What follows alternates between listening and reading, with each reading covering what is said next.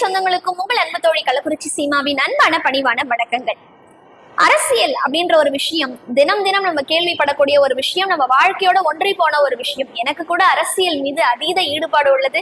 ஒரு அரசியல்வாதியாக ஆக வேண்டும் என்ற ஒரு ஆசையும் மனசுக்குள்ள அப்பப்போ எட்டி எட்டி பார்க்கும். அதெல்லாம் ஒரு பக்கம் இருக்கட்டும். இது போல அரசியல் என்றால் என்ன என்ற ஒரு கேள்வி ஒரு பையனுக்கு எழுந்திருக்குங்க. உடனே அந்த பையன் அவங்க அப்பா கிட்ட ஓடி போய் கேட்கிறான், அப்பா அரசியல்னா என்னப்பான்னு கேட்கிறான். உடனே அவங்க அப்பா சொல்றாரு, அரசியல்னா வேற ஒண்ணும் இல்லப்பா, இப்ப பாரு, இந்த வீட்டு தலைவன் நான் தான் ஒரு அரசியல்வாதி.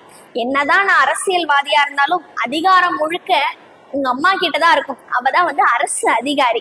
நம்ம வீட்டுல வேலை செய்யறாங்க பத்தியா ஒரு வேலைக்கார பொண்ணு, அவங்கதான் தொழிலாளர் வர்க்கம். நாளைக்கு என்ன நடக்கும்னே தெரியாம இன்னைக்கு படுத்து நிம்மதியா தூங்கிட்டு இருக்கா பத்தியா உன் குட்டி பாப்பா, அவதான் எதிர்கால இந்தியா.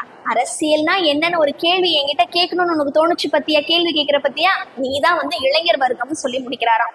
இதை கேட்டு அந்த பையனுக்கு ஒண்ணுமே புரியலையா. போங்கப்பா, நீங்க ஏதோ சொல்றீங்க அப்படின்னு சொல்லிட்டு அந்த பையன் விளையாட போயிட்டான். கொஞ்ச நேரம் கழிச்சு இரவு நேரம் வருது, அந்த பையனும் படுத்து தூங்க ஆரம்பிச்சுட்டான். கொஞ்ச நேரத்துல அவனோட குட்டி பாப்பா, குட்டி தங்கச்சி வீல்னு கத்த ஆரம்பிக்கிறா, ரொம்ப அழ ஆரம்பிக்கிறா.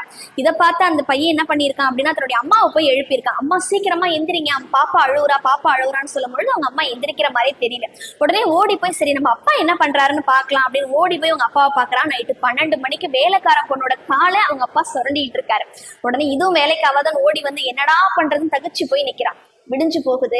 அப்பா நியூஸ் பேப்பரோட சோஃபால உட்கார்றாரு. உடனே அந்த பையன் வேகமா ஓடி அப்பா கிட்ட சொல்றான், அப்பா அரசியல்னா என்னன்னு எனக்கு புரிஞ்சிருச்சுப்பா அப்படின்னு சொல்றான். உடனே இதை பார்த்து அப்பா ஆச்சரியம் அடைஞ்சு, புரிஞ்சிருச்சா, என்னடா அரசியல்னா என்ன நீ சொல்லு அப்படின்னு சொல்லும் பொழுது அந்த பையன் சிந்தித்து அழகாக பதிலை சொல்கிறான். நேயர்களே, எப்படி தெரியுமா?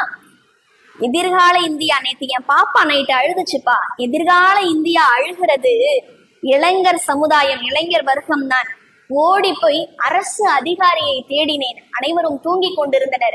உடனடியாக ஓடி போய் அரசியல்வாதிகளை தேடினேன், அரசியல்வாதிகள் அனைவரும் தொழிலாளர் வர்க்கத்தை சுரண்டி கொண்டிருந்தார்கள். இளைஞர் வர்க்கமான நான் தகித்து போய் நின்றேன், என்ன செய்வதென்று புரியாமல்னு சொல்லி முடிச்சாங்க. இன்றைய அரசியல் களம் இப்படித்தான் இருக்கிறது என்பதை சுருக்கமாக சொல்லி இருக்கிறார்கள். இன்றைய அரசியல் களத்தை பத்தி நீங்க என்ன நினைக்கிறீங்கன்னு மறக்காம கமெண்ட் செக்ஷன்ல சொல்லுங்க.